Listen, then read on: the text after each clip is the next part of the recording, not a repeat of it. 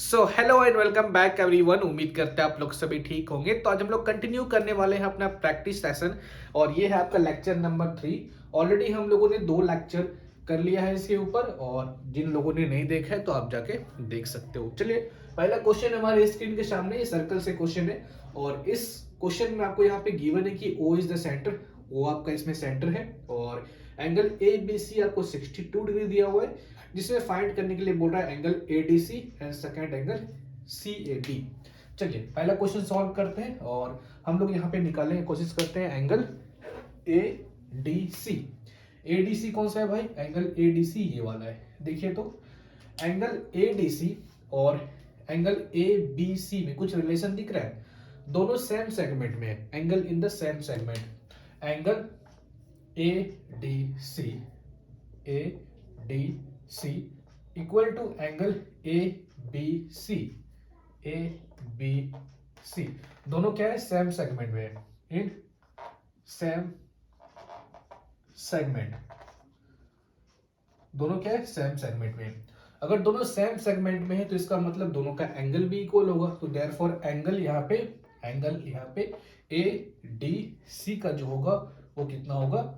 62 degree के बराबर। अगर आपको एंगल इन सेम सेगमेंट देखने के लिए नहीं आता है तो क्या करना, आपको बस इतना चेक करना कि जो आपका एंगल ए बी सी बना है ना, वो किस दो पॉइंट से बना है। पॉइंट ए और पॉइंट सी से बना है।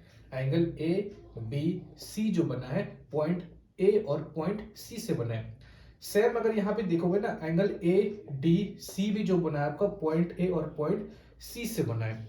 दोनों जो एंगल बना है वो सेम पॉइंट से बना है, ए और सी पॉइंट से, और दोनों एक ही साइड बना है। तो यहाँ पे हम एक थ्योरम लगा सकते हैं इन सेम सेगमेंट वाला, जो कि हम यहाँ पे अप्लाई किए। ओके, नेक्स्ट यहाँ पे देखो तो हम लोग क्वेश्चन नंबर 2 सॉल्व करते हैं और क्वेश्चन नंबर 2 यहाँ पे बोल रहा है कि आपको एंगल सी ए बी निकालना है। सी ए बी कौन सा है भाई? सी ए बी ये वाला है। तो ये वाला एंगल कौन सा कैसा होगा? कैसे निकालेंगे इसको? तो सबसे पहले देखो तो हम एंगल सी क्या निकाल सकते हैं। तो in triangle A B C, A B C, क्या angle C equal to 90 degree होगा? Angle C equal to 90 degree. Reason, angle in semi circle, angle in semi circle is 90 degree. ठीक है, ये आपका क्या है? डायमीटर है। ए बी क्या है? डायमीटर है, क्योंकि यहाँ पे ओ आपको बोल दिया है सेंटर है, तो इसका मतलब ए बी क्या है? डायमीटर है। और डायमीटर के दोनों एंड पॉइंट से, एंड पॉइंट का मतलब ए और बी, दोनों एंड पॉइंट से जहां पे भी एंगल बनेगा सर्कमफेरेंस के ऊपर, वो हमेशा 90 डिग्री का एंगल बनाएगा। तो इसका मतलब ये जो एंगल होगा 90 डिग्री का होगा। अब देखो तो angle A plus angle B plus angle C, angle A, angle B, angle C का सम कितना होगा? 180। Reason, sum of angle of triangle, sum of angle of triangle. अब मेरे पास एंगल ए है नहीं जो कि हमको निकालना है। एंगल ए यहाँ पे लिखो या एंगल सी ए बी लिखो, दोनों सेम ही चीज है। तो angle C A B plus angle B कितना है? 62 प्लस एंगल सी कितना है? 90 इक्वल टू 180। यहां से angle C A B equal to 180 minus 62 plus 90। तो 180 माइनस 62 प्लस 92 कितना होगा? 152। और इसको माइनस करेंगे तो 28 डिग्री के बराबर। तो आपका आंसर आ गया angle C A B equal to 28 degree. तो नोट कीजिए, देन देखते हैं next question.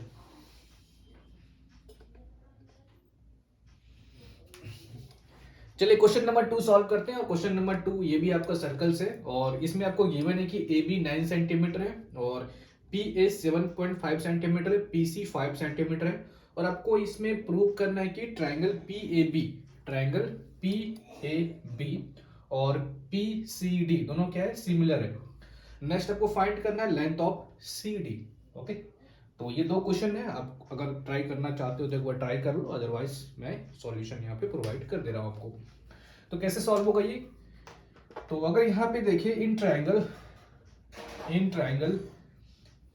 P A B, P in triangle P A B and triangle and triangle PCD, PCD, ठीक है। इसमें अगर देखो तो क्या हम लिख सकते हैं कि जो ये वाला एंगल है और ये वाला एंगल है दोनों इक्वल होगा, reason vertically opposite angle.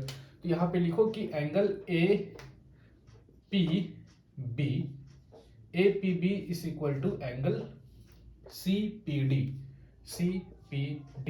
Reason क्या लिखोगे, वर्टिकली अपोजिट एंगल। नेक्स्ट देखो तो कोई एक एंगल और निकाल लो, क्या ये वाला एंगल और ये वाला एंगल इक्वल होगा, reason angle in same segment of a circle. देखो तो पॉइंट ए और पॉइंट सी को देखो, पॉइंट ए और पॉइंट सी से आपका ये वाला भी एंगल बन रहा है, पॉइंट ए और पॉइंट सी से आपका ये वाला भी एंगल बन रहा है, मतलब बी और डी आपका सेम पॉइंट से बन रहा है, दोनों सेम साइड है सेगमेंट का। तो यहाँ पे हम लगा सकते हैं theorem angle in same segment of a circle. तो यहाँ पे लगाओ angle ABC, angle ABC is equal to angle ADC, ADC। Reason क्या दोगे, angle in same segment, angle in same segment of circle. अगर दो एंगल मेरे पास मिल चुका है तो यहाँ पे हम लिख सकते हैं देयरफॉर ट्रायंगल, ट्रायंगल PB, ठीक है, ट्रायंगल PB, ठीक है। हमेशा आपको क्या करना है, जब भी आप नाम लिखो कि कौन सा ट्रायंगल सिमिलर है तो उसमें आपको ध्यान देना है कि हमेशा आपको बीच वाला लेना है, बीच वाला मतलब वर्टेक्स लेना है। तो अगर इस एंगल का वर्टेक्स देखे तो P और इस एंगल का वर्टेक्स देखे तो B, और एक क्या छूट गया आपका, P हो गया, B हो गया, A छूटा है तो A यहाँ पे लिखो। और आपको ध्यान देना है कि इसका करस्पॉन्डिंग होना चाहिए, मतलब एंगल APB अगर इक्वल है CPD से तो नेक्स्ट जो अगर आप P पहले लिखे हो तो इसमें भी आपको इसका करस्पॉन्डिंग P पहले लिखना पड़ेगा, ठीक है। सेम तरीके से B सेकंड में लिखे हो तो इसका D आपको सेकंड में लिखना पड़ेगा, ठीक है। नेक्स्ट आपका नेक्स्ट क्या छूट गया, इसमें P हो गया, D हो गया, C छूटा है तो यहाँ पे C लिख दो, ठीक है। किस क्राइटेरिया से हम किए इसको, बाय एंगल क्राइटेरिया, ठीक है। अब देखो तो हम क्वेश्चन नंबर 1 सॉल्व कर चुके हैं, क्वेश्चन नंबर 2 सॉल्व करेंगे। अब क्वेश्चन नंबर 2 को सॉल्व करने के लिए हम क्वेश्चन नंबर 1 का ही मदद लेंगे। क्वेश्चन नंबर 1 क्या कहता है कि अगर दो ट्रायंगल सिमिलर हो ना तो उस कंडीशन में क्या होता है, उसका साइड जो होता है करस्पॉन्डिंग, जो साइड क्या होता है, प्रोपोर्शनल होता है।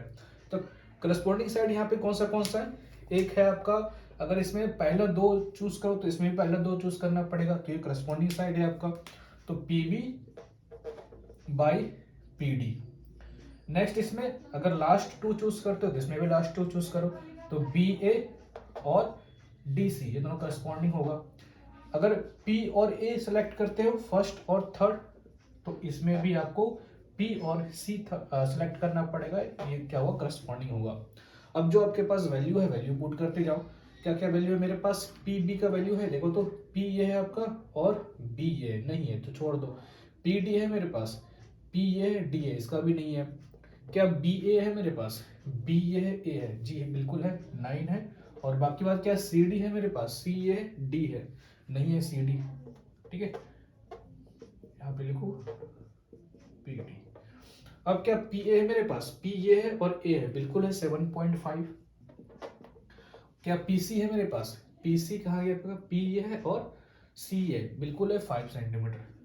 हमको निकालना क्या है, हमको निकालना है CD का मतलब ये निकालना है, तो हम इसी दोनों से सॉल्व कर सकते हैं, ठीक है, इसी दोनों से सॉल्व कर सकते हैं, इससे कोई मतलब नहीं है। तो बस यहाँ पे क्या लिखो, 9/DC इक्वल टू 7.5/5। तो यहाँ से क्या कर सकते हैं इसको, CD is equal to 9 into 5/7.5, बस सॉल्व कर दो, ठीक है। अब यहाँ से देखो तो इसका पॉइंट हटाओ, ठीक है, जब इसका हम पॉइंट हटाएंगे तो ऊपर क्या जाएगा, 10 जाएगा, और नीचे क्या है आपका 75। इसको अब कटा दो, 5 बार में कटेगा, 5 1 जा 5, 5 5 जा 25, और 5 2 जा 5, 3 जा 3 3 जा 9, तो 3 2 जा 6 सेंटीमीटर इसका आंसर आ गया। तो इसको नोट कीजिए, देन देखते हैं नेक्स्ट क्वेश्चन। चलिए क्वेश्चन नंबर 3 हमारे स्क्रीन के सामने, और क्वेश्चन जो 3 है ये भी सर्कल से आपका, और इसमें गिवन है कि O is the centre, O centre है, इसका मतलब AB आपका डायमीटर हो गया, AC इक्वल टू BD के बराबर दिया है, AC जो आपको कॉर्ड दिख रहा है ये, और BD जो कॉर्ड दिख रहा है वो दोनों इक्वल है। एंगल AOC आपको 72 डिग्री दिया और फाइंड करने के लिए बोल रहा है ABC। ABC मतलब ये वाला एंगल। चलिए पहले इसको फाइंड करते हैं। देखो तो क्या होगा यहाँ पे क्वेश्चन नंबर 1 के लिए, क्या एंगल ABC, एंगल ABC क्या हाफ ऑफ एंगल AOC लिख सकते हैं? कोई दिक्कत? देखो तो थोड़ा, एंगल AOC लिख सकते हैं। ये आपका एंगल सेंटर पे है और ये वाला एंगल आपका सर्कमफेरेंस पे। देखो तो A और C पॉइंट को, पॉइंट A और पॉइंट C को देखो, पॉइंट A और पॉइंट C मतलब AC आर्क आपका सेंटर पे जो एंगल बना रहा है 72 डिग्री बना रहा है। यही आपका AC आर्क सर्कमफेरेंस पे जो एंगल बनाएगा ये इसका आधा बनाएगा, क्योंकि थ्योरम है ये। थ्योरम क्या है मेरे पास? Angle at the centre is double than the angle at the circumference. तो angle at centre, angle at the centre is double, ठीक है, कंप्लीट कर लेना है इसको। Angle at the centre is double than the angle at the circumference. तो angle ABC कितना निकलेगा? एंगल ABC जो निकलेगा हाफ ऑफ एंगल AOC निकलेगा, और AOC है मेरे पास 72 डिग्री। देयरफॉर यहाँ पे कितना होगा? 2 3 6 एंड 2 6 12 मतलब 36 डिग्री के बराबर। ओके, तो क्वेश्चन नंबर 1 है आपका ABC 36 degree.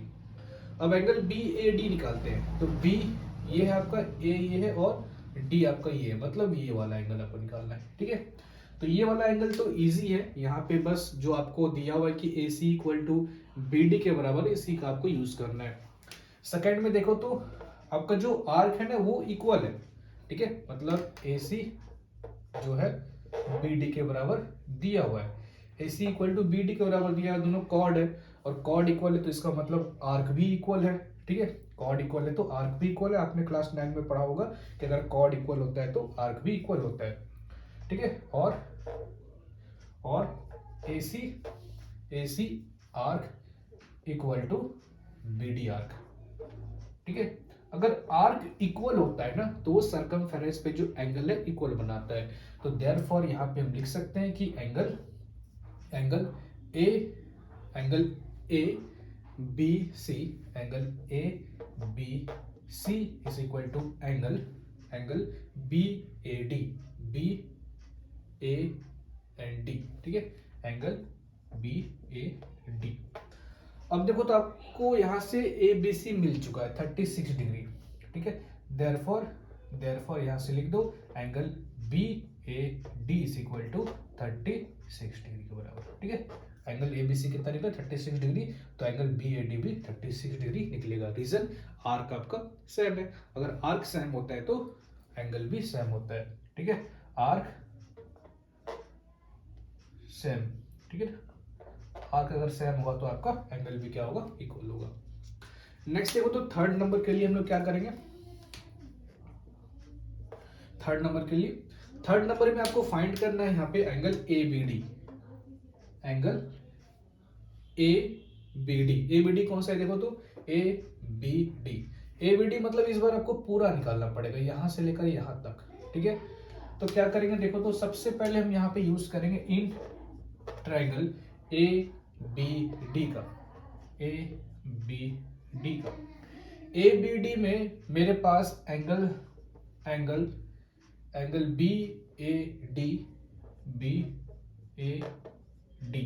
Angle BAD 36 degree हम निकाल चुके हैं। ठीक है, सेकंड क्वेश्चन में ही।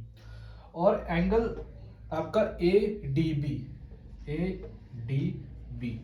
ये होगा 90 डिग्री। ADB कौन सा है आपका? ADB है ये वाला, 90 डिग्री होगा। रीजन AB आपका डायमीटर है तो डायमीटर के दोनों एंड पॉइंट से सर्कमफेरेंस पे जो एंगल बनेगा वो क्या बनेगा? 90 डिग्री। रीजन यहाँ पे क्या लिखोगे? Angle in semi circle, angle in semi circle is 90 degree. अब देखो तो हम तीनों को सम करते हैं, तीनों एंगल को सम करते हैं। तो angle BAD angle BAD plus angle ADB और प्लस एंगल जो आपको निकालना है ABD, ये वाला एंगल ABD कितना होगा? 180। Reason sum of angle of triangle. ठीक है, sum of angle of triangle. Angle B A D कितना है 36 degree, angle A D B कितना है 90 डिग्री, और एंगल आपको ए बी डी निकालना है।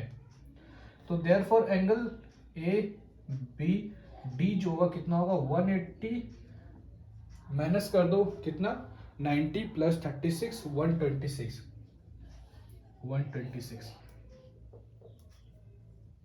और फिर 180 में 126 माइनस कर दो कितना होगा 54 डिग्री के बराबर 54। तो ये हो गया आपका आंसर। नेक्स्ट हम लोग देखते हैं, इसको नोट कर लीजिए। चलिए क्वेश्चन नंबर 4 है हमारा स्क्रीन के सामने। क्वेश्चन है कि 3, 9, M, 81 and N are in continued proportion, find value of M and N। ठीक है, चलिए तो 3, 9, M, 81 और N ये क्या है वो कंटिन्यूड प्रोपोर्शन में। कंटिन्यूड का मतलब क्या होता है कि अगर हम यहाँ पे 3/9 लिखे, अगर डिनोमिनेटर 9 है तो नेक्स्ट जो आपका रेशियो आएगा उसका न्यूमरेटर भी सेम होना चाहिए, मतलब 9 होना चाहिए। ठीक है, बाकी बात यहाँ पे नेक्स्ट क्या है m, जो नेक्स्ट रेशियो लिखोगे उसका जो पहले वाला का जो डिनोमिनेटर था उसका न्यूमरेटर सेम कर देना। तो m/81 देन 81/n। ठीक है, तो लिख सकते हैं ऐसे। अब देखो तो आगे हम क्या करेंगे, यहाँ पे हमको m और n फाइंड करना है। तो m और n फाइंड करने के लिए कोई भी यहाँ पे दो इक्वल रेशियो फाइंड करो। यहाँ पे जैसे हम इसको एक ले सकते हैं, ठीक है, m फाइंड करने के लिए। तो यहाँ से हम 3/9 इक्वल टू 9/m कर सकते हैं। तो देयरफॉर m यहाँ पे कितना होगा आपका, m जो होगा वो होगा 9 इंटू 9/3 के रहो। तो 3 3 इज 9, तो 9 3 इज 27 इसका आंसर आ गया। अब हमको n फाइंड करना है। तो n फाइंड करने के लिए हम किसको ले सकते हैं, अगर यहाँ पे हम इसको ले तो काम बनेगा, बिल्कुल बन सकता है। ठीक है, तो करो यहाँ पे m/81 equal to 81/n। m कितना है आपका, m यहाँ पे रख सकते हो 27 और यहाँ पे 81 इक्वल टू 81/n। तो n कितना होगा यहाँ पे, n जो होगा 81 इंटू 81/27 के रहो। ठीक है, तो 9 3 सा 27, 9 9 जा 81, ठीक है, 3 3 सा 9। तो यहाँ से जो होगा आपका 3 1 जा 3 8 3 सा 24 243 इसका आंसर आ गया। तो नोट कीजिए, देन देखते हैं नेक्स्ट क्वेश्चन।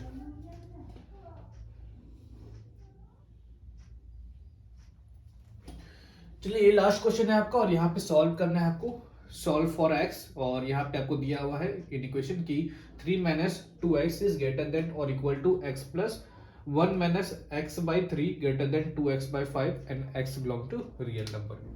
तो सबसे पहले इसको दो पार्ट में बांटते हैं। तो पहला पार्ट क्या होगा आपका, 3 - 2x is greater than or equal to x plus 1 - x/3 के बराबर। ठीक है, पहला पार्ट कहाँ से कहाँ तक होता है, शुरू से लेकर सेकेंड वाले सिंबल से जस्ट पहले तक। ठीक है, ये पहला पार्ट हो गया।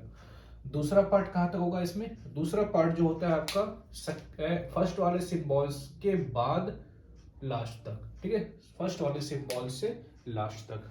तो ये हो जाएगा आपका x plus 1 - x/3 greater than 2x/5। ठीक है, इसको बस सॉल्व करो। तो यहां जब सॉल्व करेंगे हम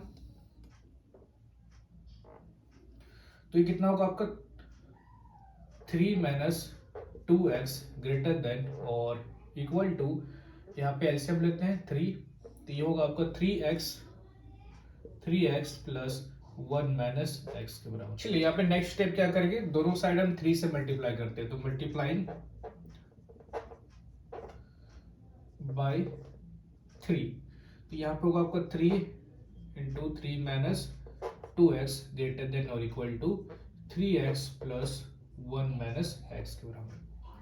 3 इंटू 3 9, 3 2 जा 6, तो 6x greater than or equal to 3x - x 2x के बराबर 2x प्लस 1। इसको अरेंज करो बस, तो -6x - 2x greater than or equal to 1 - 9 के बराबर। -6 - 2x कितना होगा, -8x के बराबर greater than or equal to 1 - 9, ये भी होगा -8 के बराबर। अब दोनों साइड क्या करेंगे हम लोग, डिवाइडिंग बोथ साइड बाय -8। तो -8 को अगर बोथ साइड डिवाइड करते हैं तो यहाँ पे हमको क्या मिल जाएगा, x मिल जाएगा, लेकिन नेगेटिव नंबर से डिवाइड करें तो साइन को चेंज करना पड़ेगा। तो x is less than or equal to -8 divide by -8 जो कि होगा 1 के बराबर। तो यहाँ पे आपको मिल गया x इज लेस देन 1। ठीक है, अब इसको सॉल्व करते हैं। तो यहाँ पे भी हमको एलसीएम लेना पड़ेगा, तो 3 ऊपर पे हो जाएगा 3x plus 1 minus x greater than 5 और इधर हो गया 2x। ठीक है, ऊपर सॉल्व करेंगे तो कितना होगा 3x और माइनस एक्स कितना होगा 2x प्लस 1 और नीचे होगा 3 ग्रेटर देन 2x बाई 5। अगर दोनों साइड हम लोग यहाँ पे 15 से मल्टीप्लाई कर दे, ठीक है, तो यहाँ पे क्या बन जाएगा आपका 2x प्लस 1 टू 5 और ग्रेटर देन 2x इंटू 3। ठीक है, तो 5 2 ज़ा 10, तो 10x plus 5 is greater then 6x। ठीक है, अब इसको अरेंज करो बस। तो 10x minus 6x is greater then -5। तो 10x माइनस 6x कितना होगा 4x के बराबर, 4x इज ग्रेटर देन -5। तो x कितना होगा यहाँ पे, x इज ग्रेटर देन -5/4। ठीक है, -5/4 आपका कितना होता है, लगभग -1.25 के बराबर। ठीक है, -1.25 के बराबर। अब देखो तो हमको इसका क्या करना है, नंबर लाइन पे रिप्रेजेंट करना है। चलिए इसको हम लोग क्या करेंगे, नंबर लाइन में रिप्रेजेंट करेंगे। तो सबसे पहले हम नंबर लाइन यहाँ पे ड्रॉ करते हैं और नंबर लाइन कहाँ से कहाँ तक आपका 1 से लेकर -1.25 तक। तो इसके आसपास वाला वैल्यू यहाँ पे ले लो। जैसे हम यहाँ पे स्टार्ट कर सकते हैं -2 से, तो -2 -1 फिर 0 फिर 1 फिर 2 एंड 3। अब देखो तो आपका x जो बड़ा है -1.25 से, तो -1.25 कहाँ पे आएगा, तो यहाँ पे आएगा लगभग। तो यहाँ पे एक सर्कल बनाओ और यहाँ पे बस लिख दो -1.25। -1.25 से कहाँ तक, x is less than or equal to 1, मतलब 1 तक, मतलब यहाँ तक आपको करना है। तो यहाँ से लेकर यहाँ तक आपका पूरा है जिसमें आपको 1 इंक्लूड करना है। तो अगर 1 इंक्लूड करना है तो आपका जो सर्कल होगा ना वो क्या होगा, पूरा कवर होगा, डॉटेड होगा, और यहाँ पे खाली सर्कल होगा आपका। तो इसके और इसके बीच में क्या करना, पूरे को कलर करना है आपको, पूरे डार्क कलर में कर देना। ठीक है, मतलब ये शो करता है कि आपका -1.25 से 1 तक सारा वैल्यू आपका इसका रिजल्ट है। ठीक है, यहाँ से लेकर यहाँ तक। चलिए ये है आपका सॉल्यूशन, एंड अगर कोई डाउट होगा तो नीचे कमेंट कीजिएगा। चलिए मिलते हैं आपसे अगले वीडियो में, तब तक के लिए जय हिंद जय भारत।